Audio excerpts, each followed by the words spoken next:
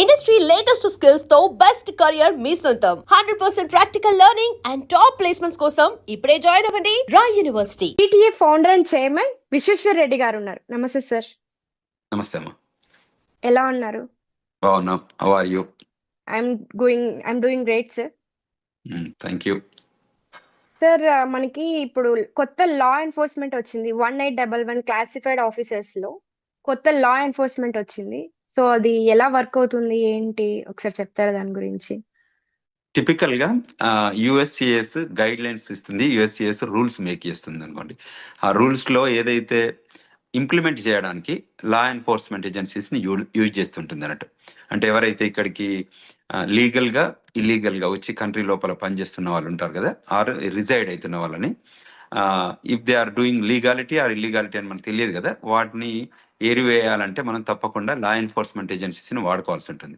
ఇంతకుముందు ఐస్ ఉంటుంది, immigration custom enforcement, అంటే ఇప్పుడు కూడా ఉంది, బట్ ఐస్ కానివ్వండి మిగతా డిపార్ట్మెంట్స్ ఏదైనా ఉంటే వాళ్ళు పంపిస్తారు ఏజెంట్లు. దాని బదులు ఇంకా in addition to that they are using 1811 agents, special agents అనుకోండి. సో వీళ్ళు ఏంటంటే వీళ్ళు కూడా గ్రౌండ్ లో ఎక్కడెక్కడైతే ఇమిగ్రేషన్ రూల్స్ ని వయలేట్ చేస్తారో, whether it is legal or illegal, illegal గా వచ్చి కంట్రీ లోపలికి వచ్చి ఓవర్ స్టే చేయడం కానీ అటువంటి ఏదైనా జరిగితే ఈ ఆఫీసర్స్ సైట్ ఆడిట్కి వెళ్తే లేకపోతే ఇన్స్పెక్షన్కి వెళ్తే అది ఎక్కడికైనా వెళ్ళొచ్చు. ఇప్పుడున్న కొత్త రూల్ ప్రకారం ఏంటంటే వాళ్ళు they can visit anywhere and they can find the people if they are there, then they will do proceedings. అంటే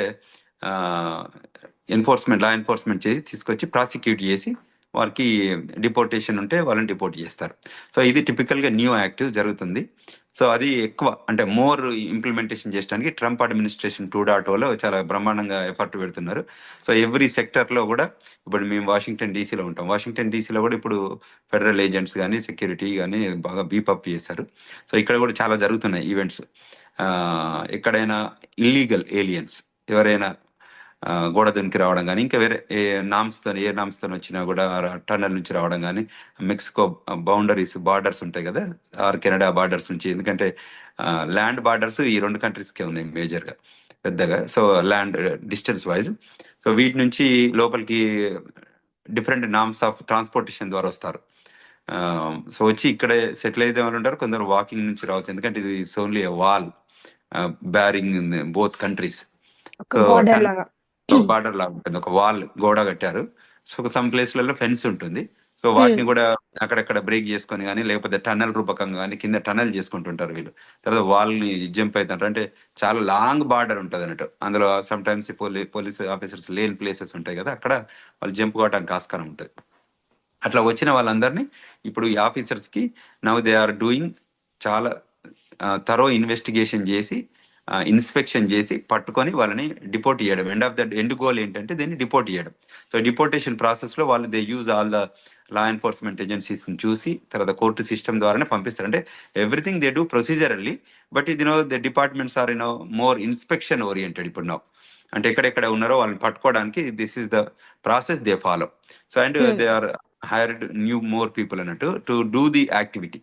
ఈ యాక్టివిటీ చేయడానికి ఆఫీసర్స్ కావాలి కదా, ఆ ఉద్దేశంతో దీన్ని రిక్రూట్మెంట్ జరగడం జరిగింది. ఓకే, దీనికి ఎలా వర్క్ అవుతుంది అంటారు సార్? అంటే టిపికల్ ఏంటంటే వీళ్ళు ఎక్కడైతే ఇప్పుడు రెస్టారెంట్లో కానీ, గ్యాస్ స్టేషన్లో కానీ, గ్రోసరీ స్టోర్లో కానీ, లేకపోతే కంపెనీస్లలో కానీ వాళ్ళు ఎక్కడన్నా ఉండొచ్చు, వాళ్ళు పనిచేస్తూ ఉండొచ్చు, లీగల్ ఇల్లీగల్ కానీ ఏదైనా వాళ్ళు వెరిఫై చేస్తారు. అంటే ఇప్పుడు లీగాలిటీ ఉంటే అది wherever you name it, because this is an immigrant country కదమ్మా. ఇక్కడ ఏ డిపార్ట్మెంట్ లో కూడా ఎక్కడ ఏం పని చేసినా కూడా అవి రెస్ట్రిక్షన్స్ ఏమన్నా ఉంటాయా సార్ దీనికి? రెస్ట్రిక్షన్స్ ఏముండే, ఎవరున్నా కూడా పట్టుకోవడం అంతే.